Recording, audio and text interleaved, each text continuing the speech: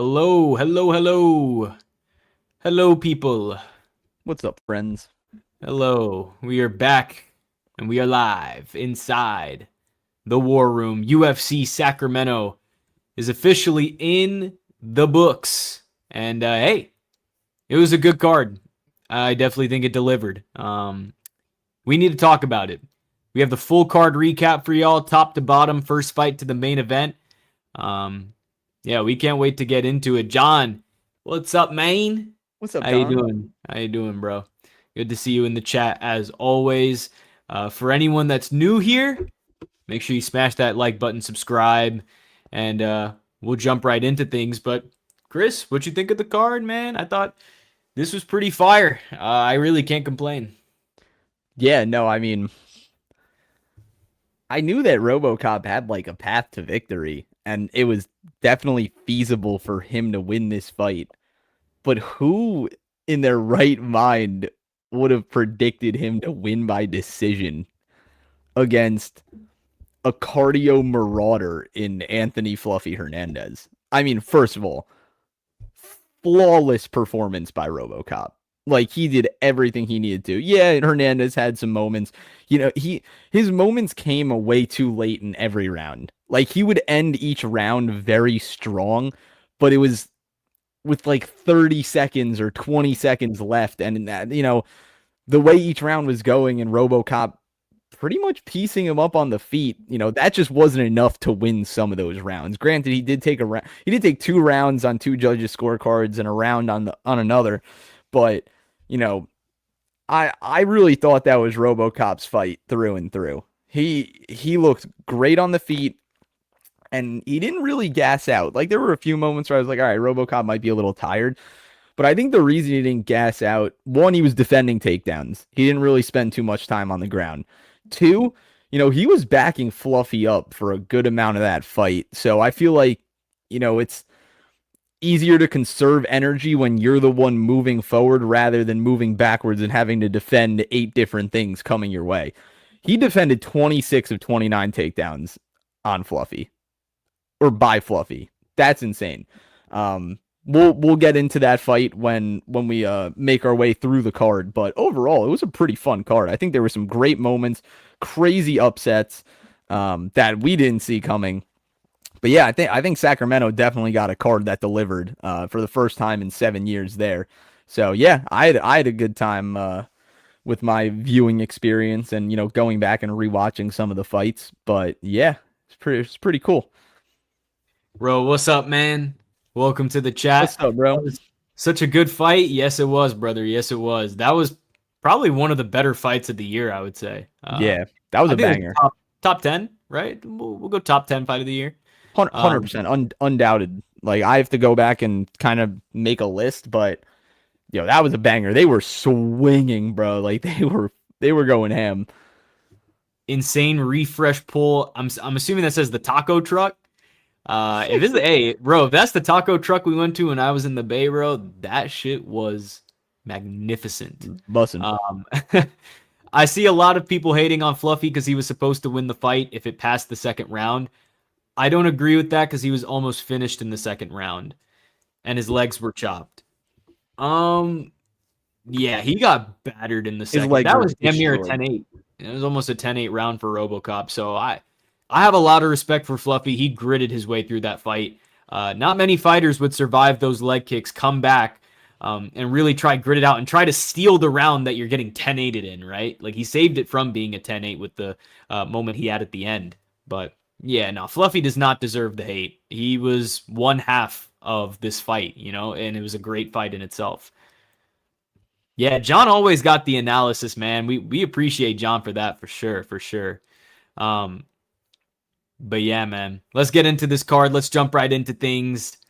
First fight of the night. Let's get a choo from King Cara France. Welcome to the chat, Yeah. my brother. Chanel Dyer opened the show by putting on an absolute clinic. Honestly, they probably should have waved this one off after round 2. Reed was just getting outclassed everywhere, banged up on the leg, banged up on the face, losing basically every exchange. Round 3, the ref finally stepped in and saved her. Everyone in the chat, Remember that name, Chanel Dyer. She is a good prospect. She is must-watch TV right now. We said it after she beat, who did she beat in her last fight? Ravena Oliveira. Yeah, she knocked out Ravena Oliveira, and we told y'all she is a good prospect, even though she lost to Carol Foro. Almost like, I know Chris mentioned that she has like an Amanda Lemos vibe to her. I see a lot of like an Angela Hill, you know? Angela Hill with like, if she had a little bit more power to her, really. The way she walks forward, throws with volume, but when she lands with volume, she genuinely hurts people, you know? When Angela Hill is popping her shots, she's just doing it to do it, you know, and to put strikes on the board. Dyer does it with emphasis, and I think that's the difference. Dyer's only 25, so there's really no reason to rush her, but I think she is a legit top 15, maybe top 10 talent down the road. But in terms of the next steps, you could go something like maybe Mizuki Inoue. I think that would make sense. I've seen Shauna Bannon get mocked before. I would also be into that if they kind of want to push her a little faster. That'll be UK versus Ireland, right? Yes. Yeah, Ireland. So bit of a European matchup there. Her one pro loss, again, came to Carol Foro, and we've seen Carol Foro. She is a legit prospect in her own right. Like, that's not a bad loss to have, and it was a pretty close one at that. So the resume already looks solid for her, but this was a big night for Chanel Dyer. Yeah, 100%. I mean, dude, that was a striking masterclass. Elise Reed just, credit to her for being tough and gritting that out, but she was outmatched from start to finish. Dyer, super powerful punches.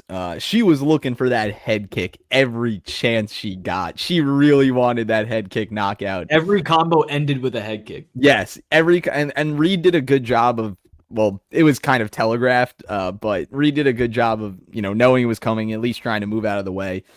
But I do like the Angela Hill comp. I believe you texted me. He's like, she's more of an Angela Hill with heavier hands. I agree. I was thinking Lemos initially just because of just the hand speed and the power that she possesses, especially at strawweight, which is the lightest women's weight class that is featured in the UFC. She is tough, man. She looks for finishes. And as you can see on the bottom on the scrolling ticker, her post-fight press conference, she said, "I'm sick and tired of seeing UFC jiu-jitsu in title fights. We want knockouts. UFC wants knockouts. Chanel Dyer does knockouts," and she does indeed. She goes in there to take women's heads off their body. Yeah, beautiful performance. The one thing I was a little bit angry with, well, I did have Chanel Dyer by KO, but when she backed Reed up against the fence, she was gun shy. She was a little gun shy. I think she definitely could have got Reed out of there a lot faster than she did, but I feel like that's a double-edged sword because, yeah, you want to see her really go pedal to the metal against the fence and get her out of there, but at the same time, it also is a good showcase of the composure that she has and not throwing herself into really crappy situations by being overly aggressive. So I think that she is definitely a prospect to watch out for, especially in this strawweight division, that it seems it could be pretty easy to move towards the rankings and towards the top of the rankings at that. But yes, Reed was outclassed from start to finish. Chanel Dyer is one of those ones. Like she could be a star, especially if she keeps finishing fights. That is something that is kind of coveted in women's MMA. You want someone that's going to finish fights because it feels a little bit few and far in between. But with that striking, yeah, she can. It seems like she can do it at will. But we'll see how she fares against tougher competition. But nonetheless, they're lining up people in front of her, and she's knocking them down. So great performance by Chanel Dyer. A big respect to King Car of France, who had Markel Medeiros, Taco Padilla, and Robocop as underdogs in this fight. You binked on this card, my boy. Did not see Markel Medeiros winning that fight. Yeah, we had Taco Padilla here in the war room. Robocop, we went the fluffy side. We thought he was going to finish Robocop. And yeah, we had Mason Jones as well. But hey, good shit, man. Good shit. I love this take, by the way. I am a massive fan of this take. Yep. We'll get into 100%. it when we get to Carly Judice, but I've said this for a little bit of time. Carly Judice is really, really good. So I'm very excited. All those girls I named are future champs in straw. Oh, so you think, Okay, so Judice, Fatima Klein, and Luana Santos. Santos is a little iffy Santos, I for don't me. know. I'm a big Fatima Klein fan. I think that she is spectacular in the octagon. She showcases everything every time out. Um, Luana Santos is great grappler. So I mean, it not. I wouldn't say she's great on the feet, and sometimes being a not necessarily a one trick pony, but a one trick pony can get you to the top.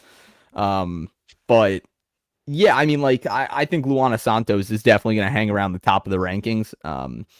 Judo is the best base for women's MMA. I agree. I agree. I think if you have a strong wrestling base, it definitely takes you a long way. Santos is very pretty, so she has that privilege of good matchmaking in her career.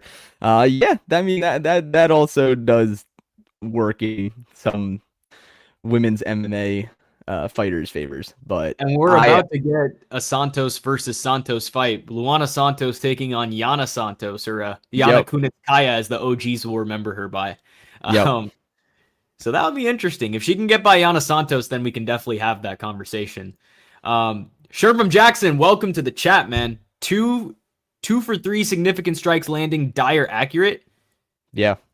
Yeah. Oh, yeah, man. I mean, She Dyer was landed really pretty much on. every 2 out of 3.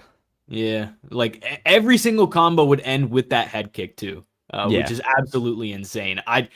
It's very hard to throw head kicks in general, but the fact that Dyer's output allowed her to keep adding it on to the end of her combos. If Elise Reed wasn't going down, I would have been very mad. If I was Chanel Dyer, I was like, what more do I have to do? But very, very good win. This is a legit prospect on the rise. Can't wait to see more of Chanel Dyer. Party time. No party. No party in this one. Party did get started early. He had a nice takedown, but once it was on the feet, I mean, Wes Schultz just cannot hang with pretty much anyone on the feet, let alone Jackson McVeigh. Really good body knee, and it was just lights out. The first round knockout for Jackson McVeigh, and that's back-to-back wins now. 2 straight first-round finishes, so McVeigh could be a little something, definitely a young prospect, but he definitely could be something in this division. I think matchmaking is really interesting for him. Do you give him like a Marco Tulio? Do you give him someone on that sort of a level, or do you keep feeding him a can? Do you hope he gets another finish? I think he's ready for a Marco Tulio, to be honest with you. Something similar there.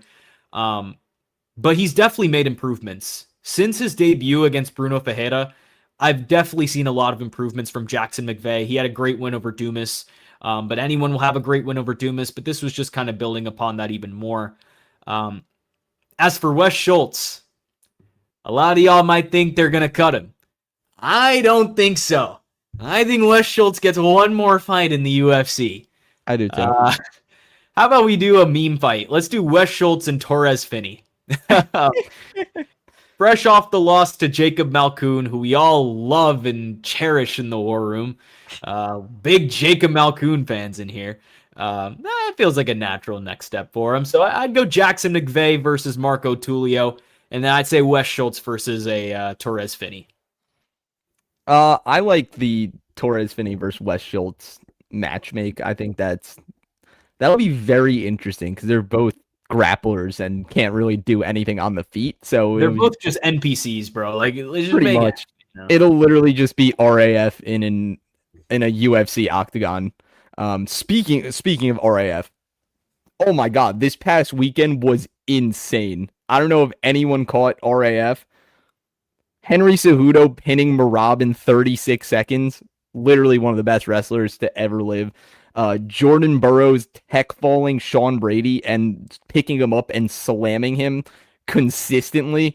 38-year-old Jordan Burroughs, man, I would have loved to see him make that transition to UFC at one point in his career. Never happened and definitely won't given his age. And then Tyron Woodley with his first combat sports victory in 8 years. I think it's 8 years. It's either 6 or 8 years, whatever. He was down 8-1 to Joaquin Buckley, came all the way back and won 14-8. that made me really happy to see. I'm a big Tyron Woodley fan. I'm glad that he was able to get on the board in the win column. That double leg Jordan Burroughs had on Brady was crazy. Yeah, dude, he ran through him like a Mack truck. I mean, he's the blast double king. Like, he has the best double leg takedown in wrestling history. Like, it's just actually unstoppable. His leg drive is crazy. Yo, what's up, Tyler Betts? How you doing, brother? Thanks for joining the chat. But so all right, so back to this fight. West, like, it was interesting. I was scared, bro. I really thought Wes Schultz had that gilly tight, and McVeigh did a good job staying composed. Not working himself deeper into the gilly and then somehow working his way out. And then my whole like thought process on this fight was, if it stays on the feet, I think McVeigh will definitely have the clear advantage. Schultz was landing, like, they were trading a little bit on the feet. It was very sloppy striking exchanges, but McVeigh hit that step in RDR knee to the body. And that's just who it reminded me of. Yeah, I was thinking it looked similar. Just folded Wes Schultz. Like, it was a perfect step in knee to an exposed torso. And then obviously after that, I knew it was over. But yeah, McVeigh gets it done. For McVeigh, like, I think Tulio's a little bit too out of his reach. Even though Tulio is on a 2-fight losing streak, like, he lost to CLD and Kopylov, which is good comp. I'm thinking for McVeigh, let's see him against like Cesar Almeida.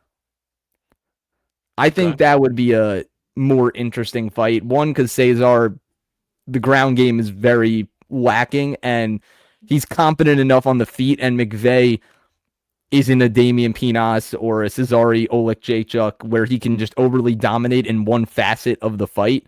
So I think we'll really get to see where McVeigh stands in a fight against Cesar Almeida. I wasn't old enough to watch Prime JB. I've seen some film, though. One of the greatest wrestlers in the last 20 years. 100%, bro. Honestly, potentially, I think ever. One of the greatest wrestlers ever. For sure. The real fight of the night was the midget beating up one of the Island Boys. Dude, that was hilarious. Dude, Dana and Hunter were literally watching that over their own event.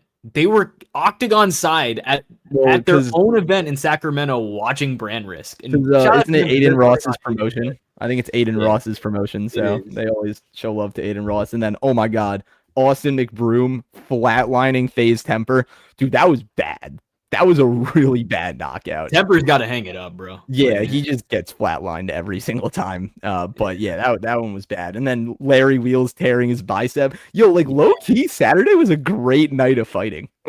Low-key was, because we had Romero and Lopez as well. Yeah, that was a great fight, too. I mean, they were going ham in the octagon, and I think Raleigh Romero was a little bit, he didn't want to hurt his friend. You got to have that killer instinct. He kind of pulled the Ian Machado Gary in the ring, and he didn't want to really put it on Teo. You know, there really wasn't much buzz around that fight either. No one was talking about Romero and Lopez, which is weird for like a boxing fight. I feel like sometimes that was a big fight. Like, those are two big names in boxing. Right. Yeah, I thought that was pretty interesting. Yeah, really, really good night of fights. Match McVeigh with someone like a Michal Olejniczak. I think that could be live. Yeah, that could work too. I think Mihal's on the same kind of tier as like Cesar. Carlin is the most decorated and greatest. Yeah, no, I agree. I'm saying Jordan Burroughs is one of the GOATs. I think Cejudo is one of the GOATs as well. Cejudo is definitely one of the GOATs. Cejudo does that shit time in, time out. Like, pinning Marab in 30 seconds is absolutely insane. You can't watch live streams, but the highlights are always good. For sure, man. For sure. Yeah, 100%. Let's move right along here to what could have been the fight of the night if Gage Young and I'm sorry, y'all. If y'all are hearing an echo, I don't know whether it's coming from my end or his end. So y'all might have to put up with it. Maybe it's my end. I don't hear an echo. Get out of here, buddy. Let's see if that worked. Hello. I don't know. We'll put up with it. I don't think it's too crazy. Yeah, let us know in the chat if there's an echo. We're sorry if that's the case for the inconvenience. But round one was all Gage Young here. He definitely had Dorsonville in trouble early on. He looked sharp doing it, but Dorsonville's got that dog in him, bro. Yep. He really's got that dog in him. I was considering the pick flip to Dorsonville. I didn't do it. I told y'all Gage Young in the over 1.5. which probably could have still happened, but you know, he definitely gave Young fits on the inside. His output was good. He basically turned it into a dogfight 100%. Round 3 was close, but I think Dorsonville pushed the pace, and I'm not mad at him getting that decision 29-28. Definitely could have gone either way. I wouldn't have called it a robbery either way, but Dorsonville was trying to do more. He was really pushing for the finish. Gage Young was really trying to wrestle him and hold on, and that's just not going to win you a fight at the end of the day when it's that close. And look, Dorsonville is still raw. He's just 6-0 as a pro, but he's got the black belt in BJJ. He's durable. He's got those long arms. He's got some mic skills. He's definitely someone that could be marketable for the UFC. So definitely someone to keep tabs on here, but it's just a tough spot for Gage Young though, because he kind of takes 2 steps forward and then he takes 1 step back. And to be fair, he fought a good fight in this one, but it is what it is. He just came out on the wrong side of it. In terms of the matchmaking, I would do Stan Dorsonville versus. I'm not gonna lie, I really don't know. I'm gonna look at kind of guys in his range here. Maybe like an Evan Elder. Maybe you give him like a Nicholas Motta. Something around that range would be good for him. But I thought Stan headbutted Gage in the third really bad. There was a slight headbutt. I don't think it was anything egregious. But there definitely was a headbutt there too. Yeah, no, I mean, dude, Stan came out ready to fight. Like, that was a great fight. I think that obviously the third round was the decider in this one, and I think Stan just had a little bit more pop on his punches. He landed a takedown in that final round as well to like triumphantly kind of close that one out. I felt like aside from the takedown, I still think he did a little bit more than Gage Young. And I mean, I love like looking at live odds for fights, like round by round, even in the closing seconds of the round. And before that takedown, dude, it was dead even, like dead even, -110, -110. Regardless, I still think Stan just did a little bit more. And it's so weird because when he fights, dude, he like looked like he was gassed the entire fight, but then he would just come and just start throwing bombs and landing too. He's a pretty well-rounded fighter. He looks comfortable everywhere the fight is, and he does have power. Like, he makes you respect what he's throwing on the feet, which definitely helps his case. So this is an interesting matchmake. What if we matchmake him with a guy that lost on this card? I think are they in the same weight class? Yes, they are. What if we matchmake him with Mason Jones? Nah, I think that's too much of a step up. Too much? Okay. Matchmake him with Nasrat Haqparast. It could be a little bit better. Yeah, I guess you could go some. I feel like that's also a big step up for him, though. Like, I think Stan Dorsonville needs like one that more. That performance made me believe. It was still a fight that he could have lost. You know what I mean? Like, it was a good performance. I don't know if I can jump that high. I don't know. Coming in on short notice, too. Yeah, that angle helps him. Did you see why his nickname is the Drill? Didn't he used to work at a Home Depot? Yup, he worked at Home Depot. Yeah. So his nickname is Stan the Drill. I remember seeing that when I did my tape study on him. Someone said he's the Drill because he worked at a Home Depot. Dude, like, insane. Oh, I think that also makes this performance pretty impressive, is that he came in on, almost a week short notice? Mm-hmm. And went to war with a guy in Gage Young who's very tough. Like, Gage Young is not a tough out. Nah, he's not. He's not, for sure. So, it was an impressive victory nonetheless, but I think we're shooting a little too high with the matchmaking. I think he needs one more, and he's also 6-0, bro. Like, he's got to get one more before he jumps into guys with like more UFC experience. If you want to build him up like properly, but if you're opting for the fast track, then I respect it. This is a guy I want to fast track. Marcio Barbosa, one touch and death. Who's tried to get the wrestling going and then got clipped on the temple, and he was out cold before he even hit the mat. Like he was just like staring into the void. Big credit to Barbosa here too. Barbosa just looked at the ref and just let the stoppage happen. I thought that was a very classy finish to what was a very, very scary knockout. Some guys just don't have that awareness. Some guys don't have that awareness to notice when their opponent is out. But dude, when you watch that replay, Kuz was genuinely like out of it, completely out of it. But this guy's power might be the best at 145. It really might be. 2 UFC fights, 2 one-shot knockouts. I'd like to see him tested against someone with a bit more experience next. This is not exactly a fast track, but I would do Marcio Barbosa versus a Fernando Padilla. I think that would tell us a lot more about where the ceiling is for him, because this is a guy that I think he's coming off the knockout loss to Sean Woodson, which we'll see Sean Woodson this weekend against Jack Jenkins. But I would do Marcio Barbosa. You could even push him up to like a William Gomis if you wanted to. I would like to see that fight. I think that could be in the cards as well. But Rongju versus Stan Dorsonville, I think that could be a good fight. That could be a good fight. Rongju's a dog. Third Street Savage thought he was back on his block, sitting on the... Yeah, he was just staring, just like... And again, like, credit to Marcio. He literally noticed that he was out. Like, I've never seen a fighter go out that way. It's crazy. Yeah, I mean, dude, Marcio is disgusting. He just looks so confident in the octagon. Like, you just can't phase him. And even the way he handled the takedowns coming from Kusei, like the 5 takedowns, it was none of them were even close. Like, he's just very confident on the feet. He has a really good base for where he can just load up and unleash bombs. And yeah, I mean, it feels like you just expect a Marcio Barbosa knockout when he steps into the octagon. Even though, we've seen him 3 times under the UFC banner, 1 time on Contender Series, 2 times under the actual promotion.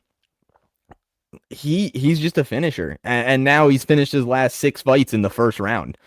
And the longest one in that span, I think it lasted 4 minutes in those 6 fights.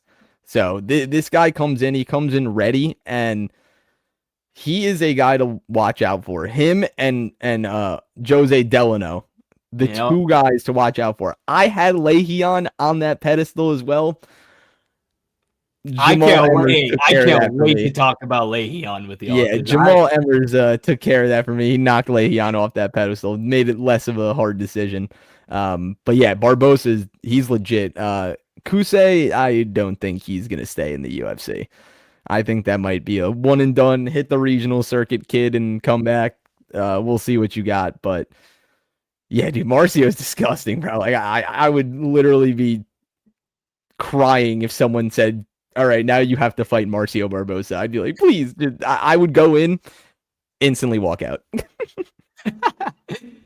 Hyder Emil and Marcio Barbosa.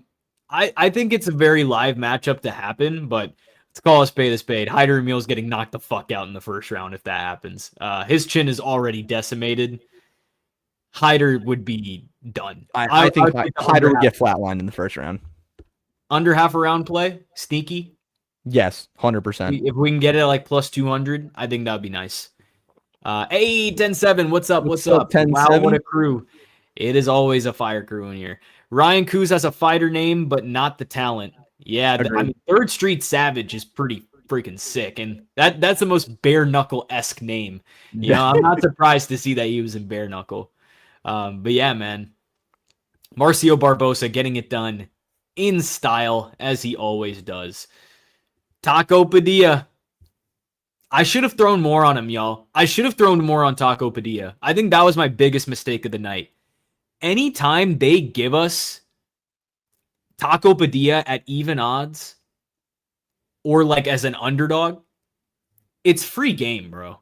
It's just so free. Like we know this. We know this by now. I mean, Padilla was just a full notch ahead of Hawk Peros the entire fight, and then right at the horn, He locks in a standing arm triangle and then brings it to the ground. And Haqparast goes to sleep at the buzzer. I hope someone out there had Taco Padilla by sub, because that might have been the most exhilarating moment of your life. Oh, yeah.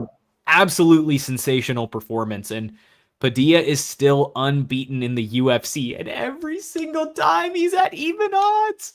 It's so beautiful, y'all. It's so beautiful. He's like the best fighter to bet on. I want to talk about the call out he made after. He wants Jim Miller. I think it's a good fight. I think it makes a lot of sense. Obviously, Miller's coming off a nice guillotine win over Jared Gordon. And I don't know. Yeah, you could potentially do that on a pay-per-view. You could throw on like a pay-per-view prelims. I'd definitely do that. Another matchup I was thinking for Taco is maybe a Beneil Dariush matchup. Kind of a crossroads fight for both of them. Speaking of tacos, 10-7 just got some Mexican food. Ready to watch the boys. I appreciate it. Sir. We had Ro at a taco truck tune in, and I mean everyone's eating Mexican food tonight. I mean, I don't know what's in the air with the tacos, but hey, we love some good Mexican food. I could go for some Mexican food right about now. Oh my God, some al pastor would fucking hit right now. I need that. It doesn't agree with the diet, but I need that. Taco versus Grant Dawson would also be a good fight. Obviously, Grant Dawson fighting Nurullo Aliyev, so you would think if Grant Dawson loses this fight, then he'd probably be in line to face Taco. But yeah, again, I should have thrown more. I should have thrown more on Taco. It was so free. I think my biggest mistake was laying Taco Padilla with Le'Veon Douglas by knockout. Oh God.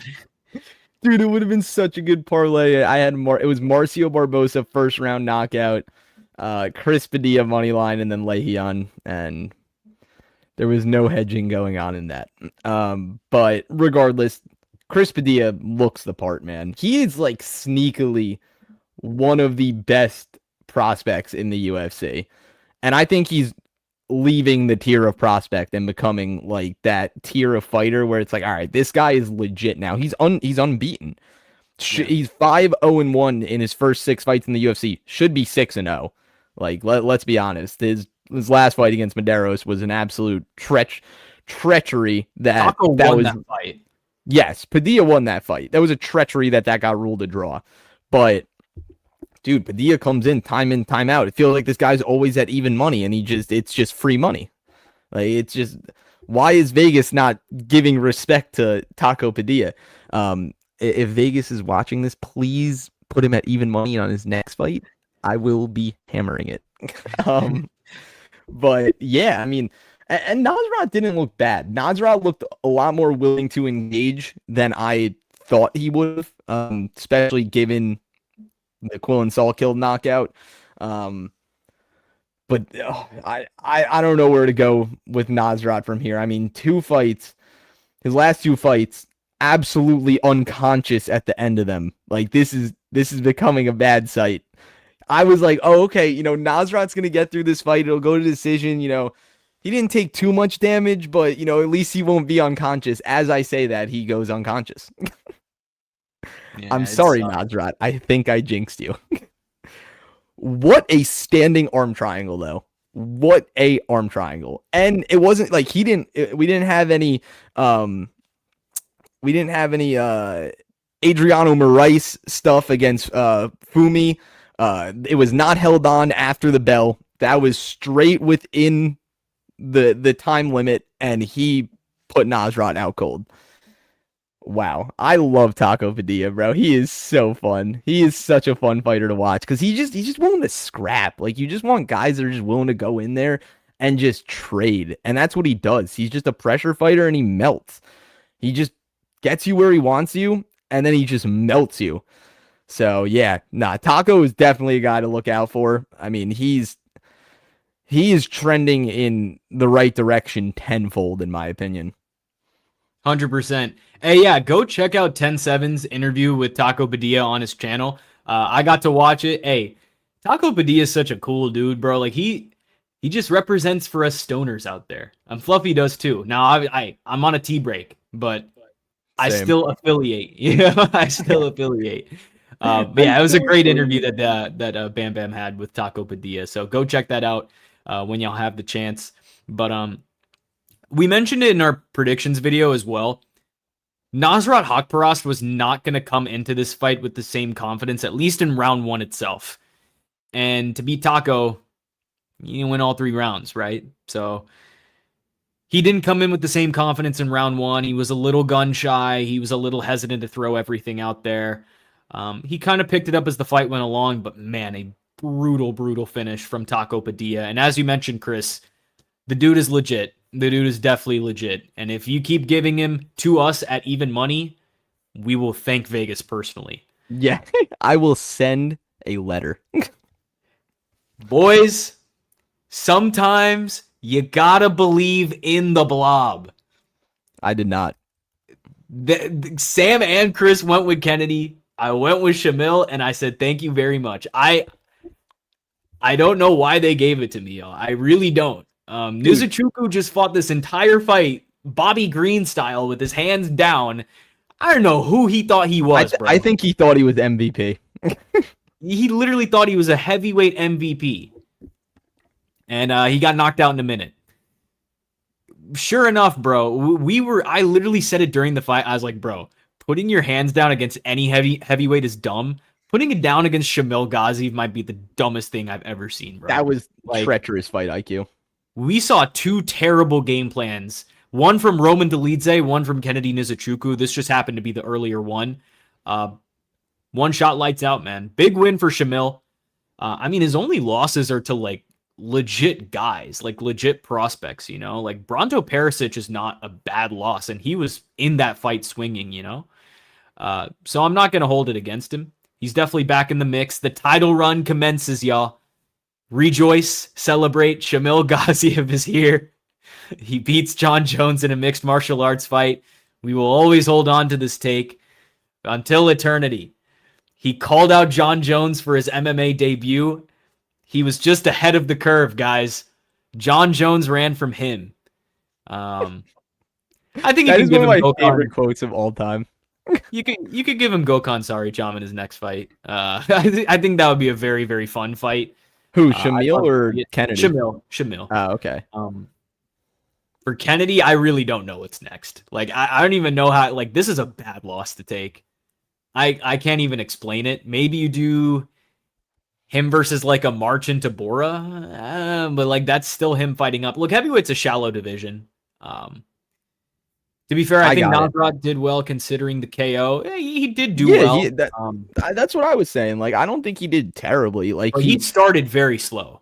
He did start slow. He was hesitant, but like he got back in his groove, and then that was sad seeing him unconscious again. Same. I like all he had to do was just use his reach, use the jab. He did not use anything. He didn't even use his brain. Like, there was no part of his body that was being used in that fight. He was on autopilot. He fought on autopilot. I don't even blame Kennedy though, bro. I'd be blinded by the aura too, bro. It's not like it's a. Shamil is a very good looking dude. He's the best looking fighter in the UFC, bro. Let's call a spade a spade. Shamil. Those situations make it easy to separate ego from passion fighters. Ego fighters do that when they have a platform to change their life. Passion fighters aren't reckless like that. Who are we talking about? He's talking about Kennedy. Okay, yeah. I mean, this is who I'm matchmaking him with. Let's see him fight Steven Asplin.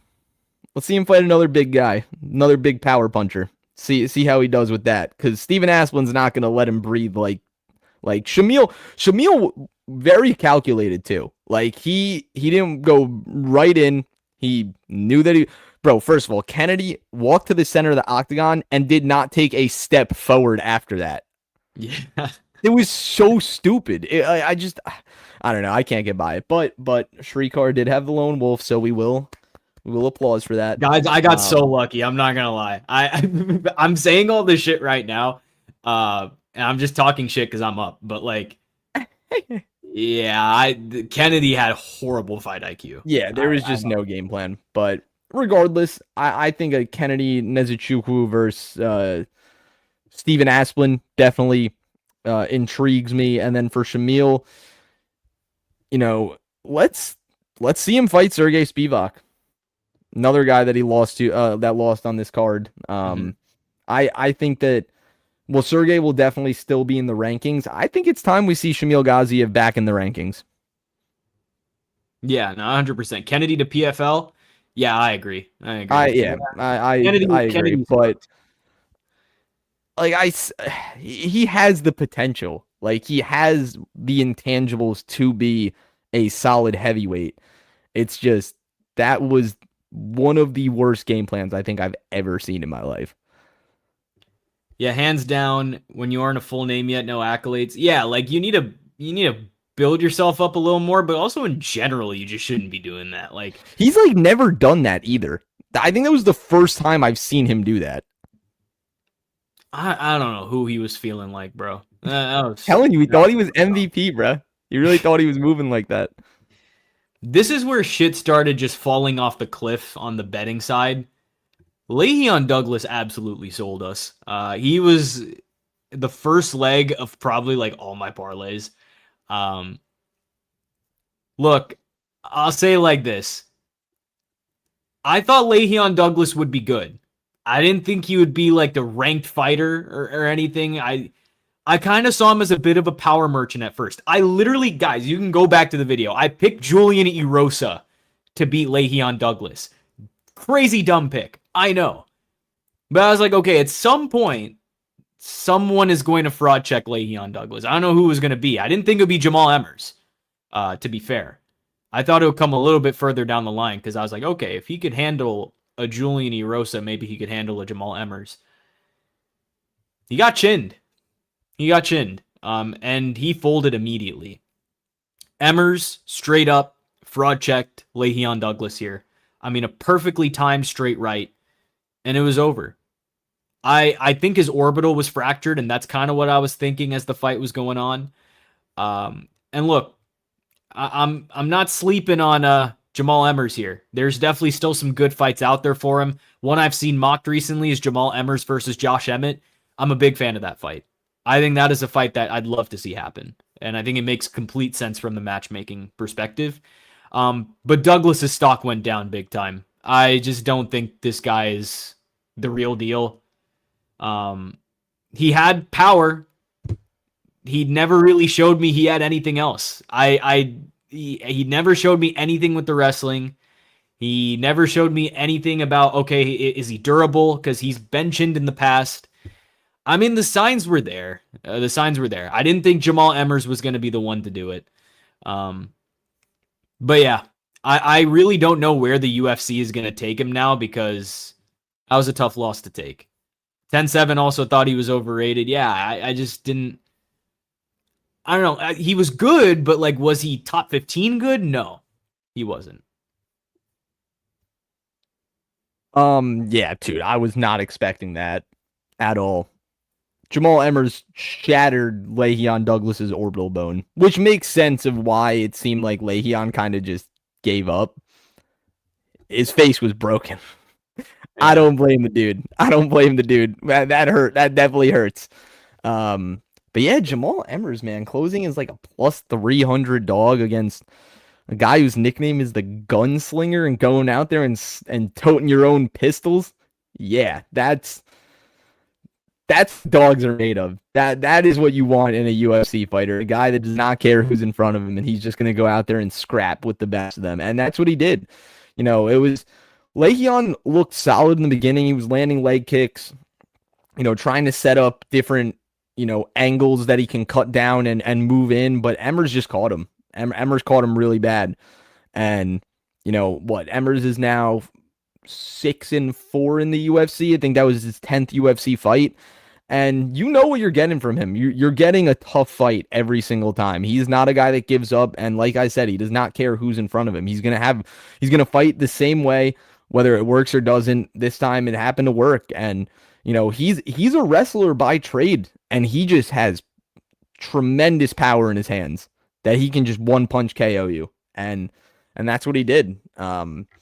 I don't know if we'll ever see Jamal Emmers in the rankings, but if he keeps fighting like this, he'll need to string together a few wins. But that was as good of a win as you could have. He's on a 3-fight win streak.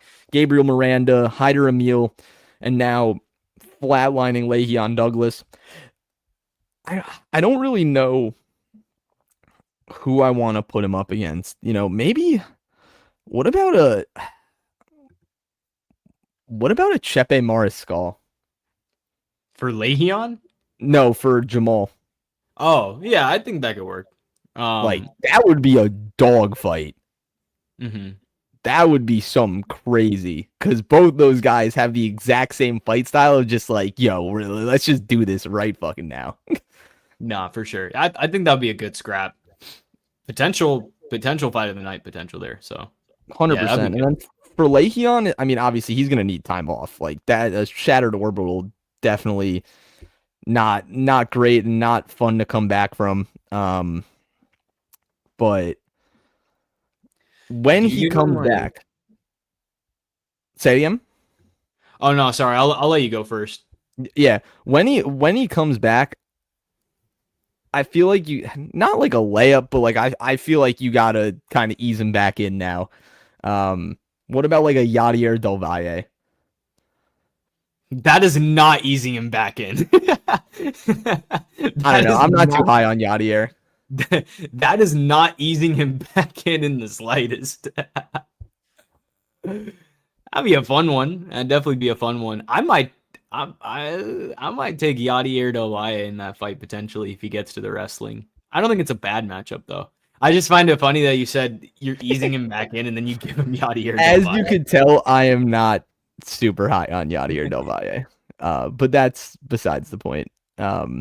My one thing with this card, though, is that I really wanted to see. Wasn't Marcio Barbosa supposed to fight Danny Silva? Yeah. Dude, and they need to make that happen.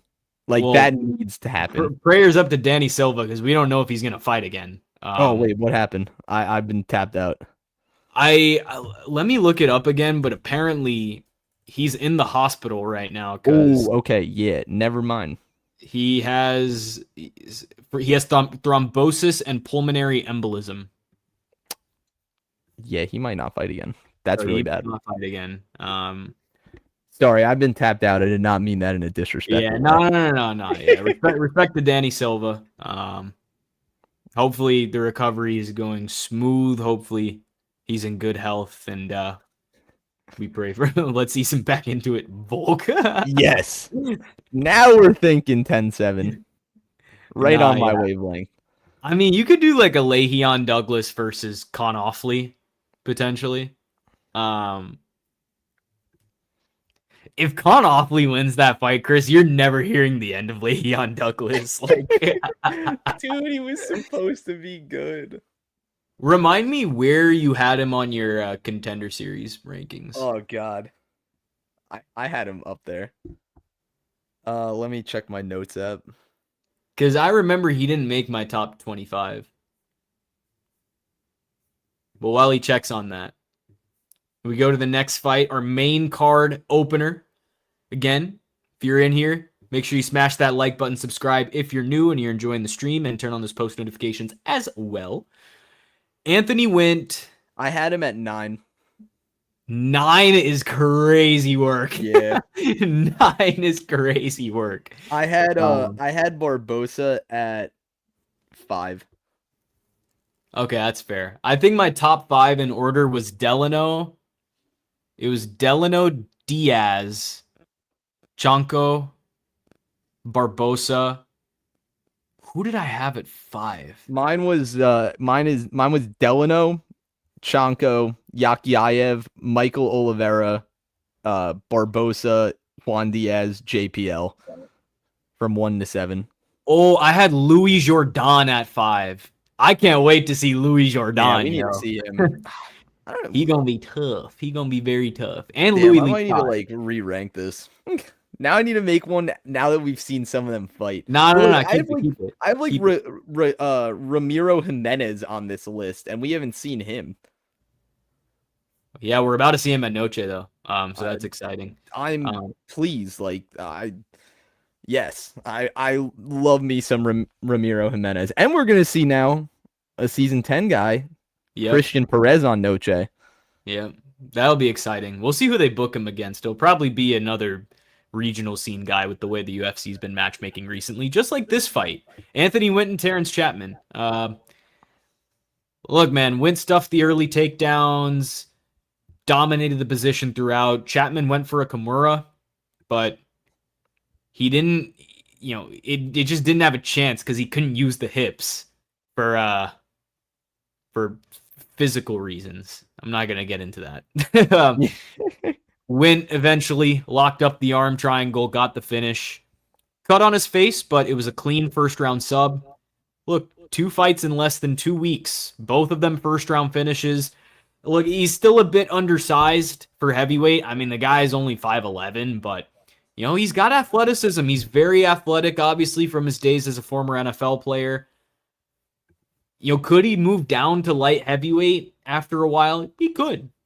I definitely think light heavyweight is more of his natural division. But he is a heavyweight for now. And if he's going to stay at this weight class, you keep building him. I think they're going to throw him another can next. I think they're going to throw him like a Goozy Hines. Anthony Wint versus former Reuter, Goozy Hines. The all natty versus the Reuter. I think that'd be a fun one. You think 85? I don't know if he can cut to 85. That might be dude. He is way too big. But I think 205 he can make it work. They should. Yeah, I think that'd be a dope fight, man. Anthony Wint sliming out Goozy Hines once again after RJ Harris did it. Cinema, bro. Cinema. Yeah, dude. Anthony Wint is. He might be like one of the most athletic people to come on, to come into the UFC in recent memory. I mean, the dude is actually, his like veins have veins and his muscles have muscles. It's actually insane. Good on him for getting out of that Kimura. I don't know if you saw his post-fight like interview of, I forgot who asked him, but they're like, how did you work that Kimura defense? He's like, bro, I don't know defense. I was just like, you're gonna break my arm, or I'm not tapping. So I just straightened it out and hoped for the best. And that's exactly what it looked like he was doing. Like, there was no hand fighting at all. He's like, I'm just gonna hold my arm out straight and hope that I'm strong enough that he can't turn it. And then he didn't. And then, boom, right into an arm triangle. Yeah, Anthony Wint is super raw, but I think he's gonna be really fun. Like, once he starts honing all these skills that he's learning, he literally said, he's like, I forgot what he was doing, but he's like, I had a job and now, I'm a full-time UFC fighter, so I can just train every day instead of going to work and then training and then work. Once he just hunkers down and starts focusing on straight training, like, I think he could be a problem. Especially, like, even though he's small at heavyweight in terms of height, like 5'10", it's almost like the Hokit build. He's just going to be faster than everyone, and he can use that to his advantage. If he was able to cut down to 205, I think he would be a menace. But his physique kind of points me in the direction that he's not going to be able to cut down to 205. He is huge. He is huge. But like, he definitely has the speed advantage. Like, he has the speed advantage and probably a big power advantage, even over some of the guys who are 6'4", 6'5" in that division. Yeah, I think he's going to be fun. It's awesome that we got to see him on the opening episode of this season, win in 30 seconds and instantly get booked on Sacramento. I think that goes to show how highly Dana and Hunter and Sean Shelby and everyone think of him, that they're like, all right, turn this guy around. Let's get him into some action ASAP. And he proved them right. He proved himself worthy of the moment. Yeah. I mean, he was a minus 1,200 favorite, but he fought like a minus 1,200 favorite. If you know, you know. He did, didn't he, Chris? He did fight like a minus 1200. You know. But he didn't have 2 broken hands. He fought like a minus 1200 though. That's all that matters. I'm never living that down. He for sure can't, but he's 5'10". Yeah, no, I mean size wise, like height wise, yes, but if he cuts back like 25% on the roids, he can slim 85. Hey man, this is all natty Anthony Went, bro. What are we talking about? We have all natty 10-7 too, saying this is how he'd be a heavyweight. Yeah, I mean all natty. The only reason I'm like Anthony Wynn is not on roids is because he was a former NFL player, and like those guys are literally just built different. Like those guys are just huge, built, bro. Like yeah, like that is the physique of like an NFL linebacker. And bro, like contrast it with like a Miles. This is a guy who played like one or two snaps in the NFL. Like, and his build is this crazy. Like, and had a forced fumble as his one career tackle. Yeah, I mean it's ridiculous. If you put him next to like a Myles Garrett, like Myles Garrett will look like a behemoth next to him, bro. It's crazy. Oh yeah, like I mean, like Ray Lewis was like what 6 foot, like 250. So it's like they're like kind of the same build. I don't know if Ray Lewis was. I don't think Ray Lewis was as muscular as Anthony Went, but it's like that's how it looks. Like you need to be a wrecking ball. Literally, bro. Literally, it's demanding. It's very demanding at that 100%. level. But they also take massive amounts of painkillers in the NFL. They do, but like it doesn't really affect the fact that their builds are already freaking crazy. I mean, their job is literally lifting weights and physical exercise. Yeah. I played high school with an all-pro NFL running back. Different. Wait, which all-pro NFL running back? Ray Lewis destroyed my boy's shoulder on Monday Night Football. Ray Lewis did that to a lot of people, bro. Your boy joined the club essentially. Pretty much. Man, Ray Lewis ended my dreams in 2012 of seeing the Niners win a Super Bowl. 2019 and 2021 was just the cherry on top. Or sorry, 2023. And 2021 where we lost in the NFC Championship. But enough about the Niners. I'm not here to cry. Dude, no way. Dude, what a pull, bro. Holy shit. He was different, bro. Yo, that's fire. That's fire. W10, man. W10. Yeah, dude. Rashard Mendenhall was different. Yeah, bro. That is a crazy pull. I had not even thought of that name until you brought him back up into my mind. That's fire. Like one of those Instagram posts that you see. It's like drop the most like he's not super niche, but like drop a random player that people forgot about. Like you'll see his name in those comments. Yeah. Shout out to Ben Jarvis Green Ellis. What do they remember about Ben Jarvis Green Ellis, bro? What do they know about Carly Judice? Holy cow. If you look at the ticker, sources are saying that she will be a future champion. Yeah, the source is me. Since she hit that got the finish over Nicole Cagliari, I said that she's going to be a future champ. I have seen nothing to deter me from that take. Carly Judice gets it done once again. The body kick to the liver, man, and it was game over. I mean, just surgical striking. She just picked apart Jesla Chavez. Obviously, last time out against Juliana Miller, it was a tough test. You know, Juliana Miller is a strong grappler, but, you know, when it's on the feet, she can compete with anyone. And I'll honestly go as far as saying she is the best striker in this division besides the champ. So I think Judice is absolutely incredible. And for what it's worth, I think she gives Val a run for her money. I really think she does. When the time comes, obviously. I'm expecting her wrestling to get better before we get to that point. But Carly Judice has the stuff, man. She is showing me all the things that I need to see. She is a future champ. And I hope Kai Kara France comes back in the chat, or King Kara France hops back in the chat to hop in on the take with me, because he said it a little bit earlier, but she's only 27 years old. She has a lot of time. She hasn't even come close to hitting her prime. I think the ground game is definitely still the question mark for her in the long term, but again, on the feet, she gives problems to anyone. She got the performance of the night bonus, definitely well-deserved. She would have received a bonus on my book too. And yeah, I'd love to see Carly Judice versus like, you could give her to like Miranda Maverick. I think that'd be a good next step. I think she handles Miranda Maverick, and I think she finishes Miranda Maverick, to be quite honest. So, very, very excited for her. He was a savage in high school. The law firm, yeah, man. I bet he was. I bet he was. Any round one KO women's fight catches my attention. Yeah, bro. 100%. And she has multiple. And she has a great women's fight against Gabriela Fernandez. If y'all have not watched that fight, I take the pleasure of watching that fight every so often, bro. That fight is an absolute banger, and it's one of the best women's MMA fights I think I've ever seen. Absolutely insane. So, yes, Carly is absolutely filthy. I had her by KO too. She's really about that life. Yeah, dude. Her and Dyer, bro. Her and Dyer are like the ones, bro. Like, I'm very excited Fatima about Klein. them. And Fatima Klein in there. Respect to Fatima Klein as well. She has a well-rounded game in her own right. But we're talking about pure striking. Like, Judice and Dyer are going to be the ones. Oh, 100%. Dude, Judice, she lives up to her nickname of Crispy.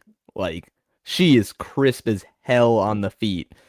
And like you said, the Nicole Cagliari fight, that was the point in time where I was like, she got it. She has something here. Like, she is like we said before, and Shrikar always points this out, like, she might be miles ahead of the girls in her division with striking. Like, she is a phenomenal kickboxer, and she can mix it up. She's not afraid to get into the pocket, throw elbows and knees. Like, she has everything at her disposal, and I think that's what really makes her so good. And yeah, dude, like, if you can land a teep kick straight to the liver to the point where you just fold over your opponent, that just goes to show how good of a striker you are. Like, that was a perfectly executed teep, and Chavez folded instantly. Yeah, no, Carly is going to be one of them ones. You've heard it here on the War Room before. I'm sure a lot of other people are saying it, but sources say that she will be a future champion. Oh, no, friend of the channel, Miranda Maverick. Oh. Hey, if it's Judice and Maverick, I'm sorry, but you're going to know what side we're on. But hey, I do like that fight, though. I do think that's a pretty good matchmake. Hundo P. Markel Medeiros getting the second performance of the night bonus against Mason Jones. Markel Medeiros has arrived, man. He has arrived. We've always kind of seen him as kind of like point fighting from the outside and not really getting into much danger and you're going for the finish. I mean, he really packed a punch in this fight. And he decided to get in the pocket with Mason Jones. Not many people are willing to do that, you know? And it came against a guy on a 7-fight win streak for his first UFC finish. How about that?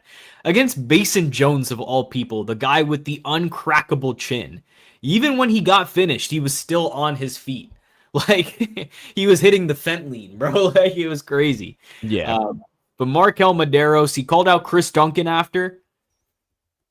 Big fan of that matchup. I think that was a great call out. They have kind of similar styles. I think Medeiros would have the advantage on the feet, honestly, just because he's very fast. And this Mason Jones fight proved a lot to me. But another matchup you could go with is Markel Medeiros and Tom Nolan. I think that'd also be a good matchup if you want to jump him straight into the rankings. Because honestly, if you finish Mason Jones, you're worthy of it. You know, you're worthy of jumping into the rankings. So I'm not mad at if they want to give him Tom Nolan and have Nolan defend his ranking. But this was a huge statement for Markel Medeiros and really good things in terms of a future matchup. So we'll see what they go. Sad, yeah, man. I had Mason Jones by decision. I had Mason Jones by decision, and it got fried. You guys don't know how much I wanted to pick Medeiros, but I'm a coward. He definitely should not have been that big of a dog. I think the lines were completely wrong in this one, but all hindsight at the end of the day, all hindsight. But good win for Medeiros. Yeah, that one was sad, bro. I love Mason Jones. He's such a dog, and Medeiros handled everything in this fight that I thought would give him problems. I thought that Padilla had a great blueprint for forcing Medeiros against the fence and kind of just melting him down. And Mason Jones was having success with that. Like that's his bread and butter as well. But Medeiros, man, the striking is so technical. It's so crisp. Like he just knows how to counter. He knows how to bait you into positions and then just take advantage of it. And he cracked the iron chin known as Mason Jones. Like anyone who can knock out Mason Jones is beyond legit. Like that dude feels invincible sometimes. And Markel Medeiros was able to get it done. A lot of credit to him. That is a great win to put on your resume. Like a great win. And I think this fight specifically has now put a lot of new eyes on Markel Medeiros and his capabilities. Yeah, no, it's just I was like almost in shock that he was able to knock out Mason Jones. I'm like, all right, if Medeiros wins, completely shocked. Yeah, I was like, if Medeiros wins, like he could get it by decision, just work it for 3 rounds. Dude, the fact that he was able to knock him out, literally my jaw was on the floor. And I was like, well, yeah, I lost money, but I was like, wow, Markel is good. Like he's legit. He's beyond legit. I think this card was great for putting people on the map that might not have been previously, like people might not have previously been tapped into. Like Medeiros, Judice, hopefully Wint, Barbosa, Stan Dorsonville now. Like I think this was a good showcase card of how good some of these fighters are. And Markel Medeiros, what? He was like plus 280. Yeah, we got some solid underdog wins on this card. But yeah, Medeiros, dude, wow. That's all I could say is just wow. Like good performance on his part. 3 out of 4 total strikes landed, sharpshooter. Yeah, and that finishing sequence too was just absolutely insane. Like he was just not missing a shot. And the fact that he was willing to just stand and trade in the pocket with Mason freaking Jones and he finished him, like that is absolutely incredible to me. Like that is insane. Now, before I go out and say like, oh, he's going to be a contender and everything, I need to see it against a Tom Nolan. I need to see it against another guy. Just because if he goes out in his next fight and he fights like the old Markel Medeiros, then I'm like, okay, I'm going to cool down on him a little bit. So I won't go like crazy far with it. But I do like what you said about this being the showcase card. Everyone kind of got their highlight moment. We saw a lot of prospects come up on the rise. We got a Chanel Dyer finish. We got Markel Medeiros here. We got Carly Judice. We could have had Le'Veon Douglas, but he sold, you know? Yep. You guys see Enes Kanter get kicked out of the WNBA game for his shirt? What was the shirt? Hey, bro. It said it was like a definition. It said female noun and then the definition of adult human woman. Is he wrong? Well, I don't think it was because of his shirt. It was so he was sitting courtside and then Natasha Cloud during a timeout, like they called a timeout, and she walked over to the baseline and was pointing at him, yelling at him.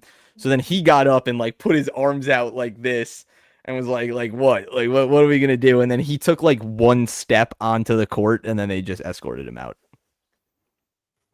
It's so crazy, bro, because Enes Kanter is low-key. He can do this. Like, there is no rule against... I'm not going to get into the nitty-gritty of it. Yeah, we shouldn't. But, like, bro, it literally says you just have to declare as a woman. Okay, I won't get into it. Yeah, we won't get into it. It's a very touchy subject. Medeiros has got your money. Yeah, yes, sir, man. Yes, sir. Yo, also, Jewel Lloyd is tough. Yeah, Jewel Lloyd is super. She's tough. I enjoy watching Jewel Lloyd. She's a very good player. Bro, I'm gonna say if Kanter gets into the WNBA, which he very well, they're not gonna let him, but like he could. He technically has the path to do it. I think that's so funny.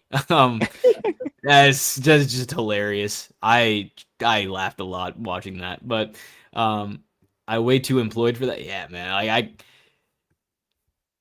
We'll see what happens in the future with Enes Kanter. Rainier de Ritter, Roman Dolidze. Yeah, RDR was excellent here, but we talked about Kennedy Nizuchuku fumbling with his fight IQ. What in the entire fuck was Roman Dolidze thinking? Pulling guard immediately and playing right into the way RDR was going to win this fight. This is one of the best grapplers he's ever shared a cage with. Why in the world would you do this? Well, obviously it didn't go well. De Ritter passed guard, just unloaded ground and pound from half guard to side control. He had the back at one point, and then the fight was stopped, you know? I mean, De Ritter was ranked as high as number 9 at middleweight, right? And then he couldn't cut to 185 anymore. He looks good. He looks good at 205. I've been seeing so much Roman Dolidze slander on my TL for good reason. But man, there was People a time, don't know how bro. good he was. Roman Dolidze at one point had future champ potential. There was a time where he looked absolutely insane. I picked the guy to beat Fluffy. I mean, you look at the calf slicer he had on Jack Hermanson. You look at the fact that he snapped and tapped he snapped Phil Hawes's arm and then knocked him out pretty much minutes later. Like, he's had some great moments in the UFC. With that being said, absolutely dumbassery in this fight. I don't know what he was thinking, but I'd like to see RDR versus Bogdan Guskov. I think that makes sense next. Obviously, Guskov lost to Magomed Ankalaev in an absolute stinker. Roman Dolidze, I don't know what you do with him next. It's not really a weight class issue. It's just more of like, why in the world would you do that? You know, like, why would you pull guard with RDR? I'm going to W games if Hernandez is playing. My boy Roman is too busy with Cheyenne just making babies. Yo, that story is so crazy. I only learned about that like last week. What happened? That is apparently like he was cheating with someone in the UFC's ex. I forgot who it was. Oh, JP Bays. Yeah, JP Bays. Like JP Bays' fiance was cheating with Roman Dolidze, and it led to a whole like thing. Wow. Yeah, it was the friends we made along the way. He had so much potential, bro. He had a lot of potential. I don't know where it went wrong, but like, I guess tougher comp and he didn't adjust well, but he had the skill set. He really did. W Dolidze making sure I still made money that night. Yeah, bro. What a guy. At least we got RDR. Like, and even then I bet RDR by sub like a fucking jackass. So I lost even more. But Chris, what'd you think of RDR's performance, man? Yeah, I mean, it was great. I still don't understand why Dolidze made the transition to light heavyweight. For RDR, I think it was completely necessary. And yeah, he did everything he needed to do. I mean, Dolidze pretty much handed him the win. Like, if we're calling a spade, he handed him the win. Also, that fight could have been stopped so much sooner. Like, I understand that Dolidze was moving, but like, he ate probably 50 unanswered shots. Yeah. From like back mount pretty much. Yeah, it was pretty bad. RDR did everything he needed to do. I thought his post-fight quote was pretty funny. He's like, "I'll fight Navajo, I'll fight whoever, just not Robert Whittaker." I think Whittaker, for my sake too, I love that he said that. We do not. Yeah, he was like, "I just don't want to fight Robert Whittaker," which I thought was absolutely hilarious. But nonetheless, great performance from RDR. Yeah, I think he'll fit into light heavyweight like a glove. Like, I think it'll be, I think he's going to be perfect for the division. Obviously, the weight cut was way too much for him. I mean, he's a big guy. He's 6'4". You know, that's very taxing on the body, on the cardio and everything. But yeah, I mean, first of all, I understand Roman's pedigree with the grappling. Like, dude is a world champ. RDR is not a scrub on the ground. Even if you pull guard and you want to go down there with him, like, I think RDR is holding his own in that. And he's a lot bigger. It was very confusing. But yeah, RDR dominated through and through in the first round. And he made it look easy. He really did. He made it look really easy. Yeah, 100%. 100%. I was very shocked when they announced that this fight was at 205 for both. Yeah. In his both their debuts, but we saw the size advantage in the cage too. The big boys, Sergey Spivak and Vitor Petrino.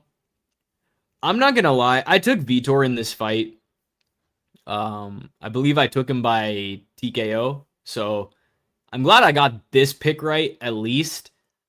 Sergey Spivak looked nothing like he did against Ante Delia. Like nothing. Like, it was very shocking. I expected something a little bit different. I thought, because honestly, like, he was doing good with the boxing early on. Like, there was a point in the first round where he kind of hurt Petrino, but the leg kicks from Vitor, and then round 2, he just gets taken down, and we really just don't see much action from him or any attempt to really, like, get up. Round 3, it looked like he was just done. Like, the cardio was gone. His corner was literally trying to will him. They were like, "For your father." And then Sergey Spivak goes out there and puts on a classic Sergey Spivak blob round. Like, I got legit scared when they said that. I was like, "Oh crap, they're setting up a Leon Edwards moment right in front of my eyes." But no, Spivak sold it. But Petrino pretty much dominant on the feet. But I mean, the fact that Spivak is the number 6 heavyweight in the world is crazy, and Petrino is now going to be a top 6 heavyweight. Like, this division is dick, bro. Like, this is crazy work. But I will say Petrino definitely looks like a real contender now. In terms of a next step, you could give him like an Alexander Rakic. I think that could be a good fight. It will be boring as hell, but in terms of where they're both at, I think that's the route they're going to decide to go. But I'm very surprised that this was the performance we got from Spivak. I thought it would be a little more competitive than that. Yeah, that's kind of why I picked Sergey Spivak, and he made me look like a dumbass.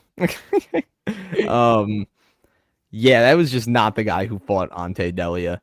Like, not at all.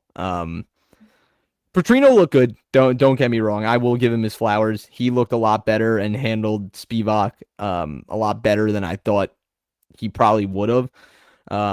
He looked dominant. Like, he didn't really rely on his athleticism solely. Like, he shot takedowns, he landed takedowns, had good top pressure. But him being the number 6 heavyweight just doesn't sit right with me, especially with that cardio that he has. I mean, he was coasting the entire third round and still won the round. Don't get me wrong. He still won the round. But like, when they would engage, and then Petrino would literally just like walk backwards, and you could see he was just like reloading. Like, he was just visibly gassed. And Spivak, I'm sure Spivak was gassed as well, because he spent a lot of time with Petrino, riding him on top. But yeah, I mean, if he can fix up the cardio, I will fully buy into the Vitor Petrino hype.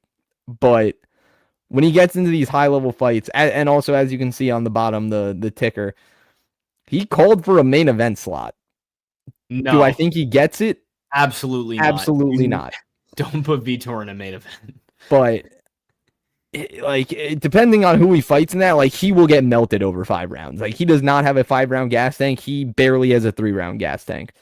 But nonetheless, he looked competent on the feet, competent and confident on the feet. He was able to land takedowns as well, and just, yeah, he smothered him from start to finish.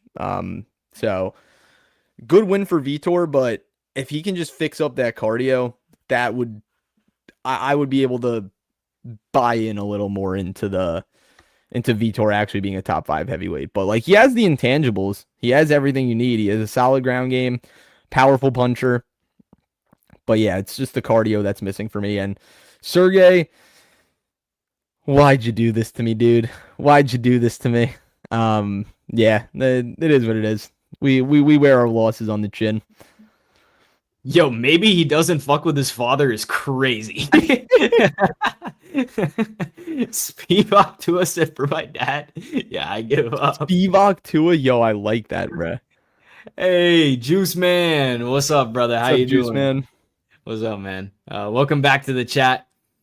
Another chee-hoo from King Cara France as we go into our main event of the evening. We have 7 of y'all up in here in the stream. Make sure you like it up. Make sure you subscribe if you're new. Turn those post notifications on. All that good stuff to help support us in any way you can. Fluffy and Robocop. What a duel this was. Absolute war. And Robocop got it on the scorecards. Round 1, Hernandez tried the Fluffy game plan, tried to wrestle, but Robocop was dealing the damage. Round 2, that's when Robocop started cooking. He went to the calf kicks and he nearly finished it. Fluffy was dropped multiple times, and I thought he was not going to survive. I thought this was done in round 2, but Fluffy's a dog, man. He dug deep, turned the momentum his way in that last minute, and then round 3 was Fluffy's best round. Just kind of had him against the cage working. But then we get to the championship rounds. Robocop turns it right back around. He almost catches a second wind, which is crazy because we're not accustomed to seeing that from Robocop. I thought it would be like the Jared Cannonier fight all over again. He hurt Fluffy, won the round pretty clean. Round 5, another close physical round, but I think Robocop finished strong. He almost had a sub too, but final tally, I had it 4-1 for Robocop. I mean, massive statement for Rodrigues because Fluffy is literally one of the best cardio, like pressure fighters in the division, and Robocop literally went step for step with him for 25. Like, we've never seen that happen to Fluffy. We saw Strickland finish him in the 3rd, but we've never seen a guy that's actually kind of gone the distance with Fluffy and out-cardio'd him, as you can see by the title. He literally got out-cardio'd. Robocop's calling out DDP. I think it makes a lot of sense. Obviously, DDP just beat Kamaru, so that could be a very, very live matchup. If it's not DDP getting his rematch against Strickland, I think Robocop and DDP would be a very legit, number 1 contender fight. But this was the best win of Robocop's career. I was very impressed. You could also do Robocop versus Imavov. If they decide that, okay, we're going to give Hamzat this rematch, you could do Robocop and Imavov while Imavov waits on the sidelines. It may not be the most appealing for Nasruddin, but you're going to have to fight. You're going to have to stay active. For Fluffy, this was a tough loss, but his resume is still strong. It's not like, obviously he still has that win over Brendan Allen. He lost to Sean Strickland, who is the champion, and Robocop is a tough test. I don't think you really send him down that far. Like, you could probably do Fluffy versus Ikram.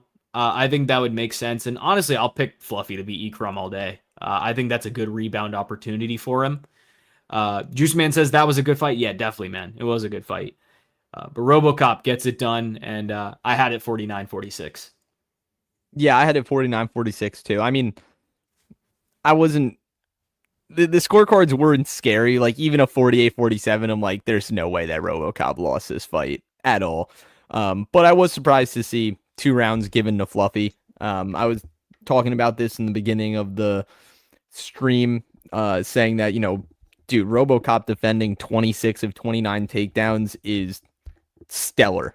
That's stellar work right there, especially against a guy like Fluffy, who kind of has like that Marab fight style of just, if I don't get this first entry, I'm just going to shoot, reshoot, and keep shooting until it works. And he defended damn near every one of them. But when he was taken down, Fluffy was able to kind of corral him and, do Fluffy things on the ground. He is a very good grappler, wrestler.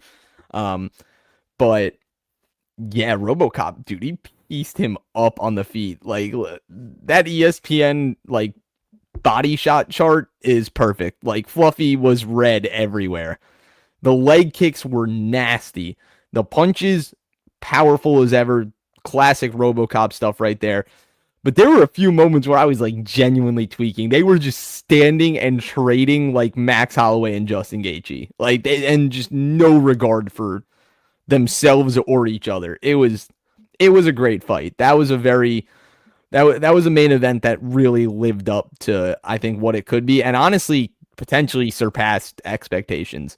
But yeah, the fact that we got to see Robocop, one, being a main event again. We know how his last main event went, the knockout loss to Jared Cannonier. We saw him go 5 rounds against one of the guys who has some of the best cardio in the UFC. And like, it's not like he was like dead at the end of it where he's like laying on the ground, he can't breathe. Like, dude, he was fine. Like, he could have gone another round or two.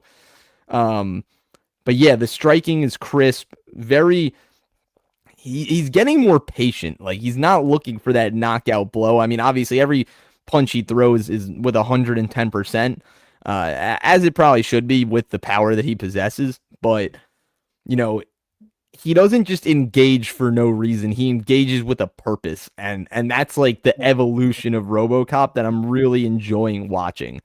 But yeah, I mean, I did not think Robocop was going to win. Won by decision.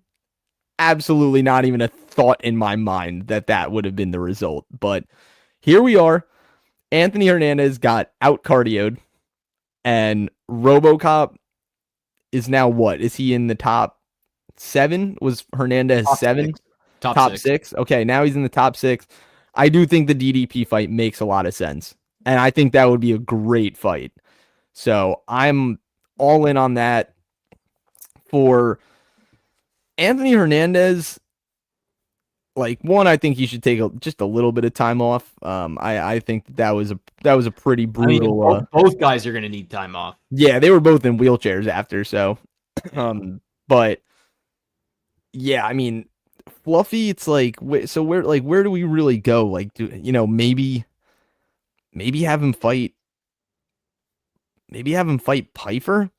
Nah, because technically Piper's shooting up. So. Yeah, Piper's shooting up. Did you say Ikram for Fluffy? Yeah. I like that. Maybe an Ikram or a CLD. Yeah, I think that would work on like the main card of like a pay-per-view or something. Yeah, I think those would be 2 very good options for Fluffy. But nonetheless, Robocop wins by decision in a 5-round fight. Who would have thought? Yeah, I wonder if anyone out there actually bet Robocop decision. I didn't see any tickets, but that had to be like plus 2,000. I was talking to Terrence, and he was like, yo, I'm such an idiot. I bet Robocop by KO. I was like, bro, why didn't you just bet the money line? That's what I said when I saw him last night. And then he calls me today. He's like, dude, I'm even more of an idiot. I took Robocop money line and KO. So he actually did profit, but shout out Team Money, bro. Shout out Team Money. So funny. Yeah, the takedowns were getting ugly, but that's the fluffy classic, man. That's how it doesn't work. Shoot, and keep shooting. He's gonna just try and cardio mog you. That's how he tries and wins fights. But top to bottom, man, this was a good card. This is a good card, as Chris said earlier, the showcase card for a lot of folks, helmed by a great main event in Anthony Hernandez and Gregory Rodrigues, and even down the card, phenomenal performance from Markel Medeiros, phenomenal performance from Carly Judice with the body kick to the liver, Chanel Dyer standing out, Jamal Emmers getting the upset over Le'Veon Douglas. There were a lot of good moments on this card. Taco Badilla getting the last second sub. I mean, there was a lot of great stuff here. Definitely a good card overall. And next week, we look forward to UFC China. Umar Nurmagomedov and Song Yadong. We're actually going to put out a video for you guys because we want to talk about Umar and Song Yadong more in depth. We do not think Song Yadong should be this big of an underdog. I don't know what the odds makers are thinking here. No chance in hell he should be a plus 350. Agreed. Not going to spoil our pick, but we just find those odds to be crazy. So we want to do a video kind of breaking down the styles, give y'all a little bit of a deeper dive into that fight before we put out our full predictions, because that fight is very intriguing to me. Very, very intriguing. So I can't wait to discuss that. There is one thing that I wanted to pull up here as I'll bring it up, because I think this is absolutely blasphemous, and it's with a familiar face that we've talked about here on stream before. None other than Dean freaking Thomas, who says he's going to be cornering Sean Brady against Gabrielle Bonfim. Loser activities. This guy is such a loser, y'all. Like, I've got nothing for him at this point. Just wanted to talk about this real quick before we peaced out, because how are you going to say, like, he's such a dick, dude. Like, this is so dumb. I could never fight for Dean Thomas if I knew that he could slime me out at any second and be like, all right, I'm back to cornering fighters. Sean Brady, I think he's got a lot of potential. I took Jillian as far as she could go. Let's go for Sean Brady now. And if you lose, I'm off your train now as well. He just doesn't ride for his fighters, you know? Like, I agree. I feel really bad for Jillian Robertson. Yeah. I mean, hey, she said she's not getting back in contact with Dean Thomas. I fully agree. Let him go, sis. Let him go. You don't need him no more. You got it, queen. 3 a.m. companion stream. Low key, I'll be up for the main card. If y'all really want, maybe I do a fight companion for the main card, but it depends how freaking groggy I am at that time, because I'm going to get off work at 11, and Friday is my busiest day of the week. So I'm definitely going to be up for main card. I'll keep a stream in mind. Maybe we make that happen. Maybe we do our first fight companion on the channel. That'd be fun. Dean Dumbass, yes. I got nothing for this guy. I got nothing for this guy. He's a loser. I have nothing. But yeah, y'all. Definitely a dope night of fights. So we'll be back with that Umar and Song video. As we mentioned, our full card predictions for UFC Shanghai will come out this week. We will get that out to you as well. It'll come after the Umar and Song video. We will have our recap stream as usual. We'll do it on Sunday night, pretty much around the same time. It should be pretty dope. And then, yeah, that's kind of the content schedule for this week. Getting into a groove here. Rebrand. We are closing in on a name. So we are closing in on a name. We'll have the logo and everything ready to go all at once. So the rebrand will come. We're going to see, it'll happen in the next couple months. So stay patient.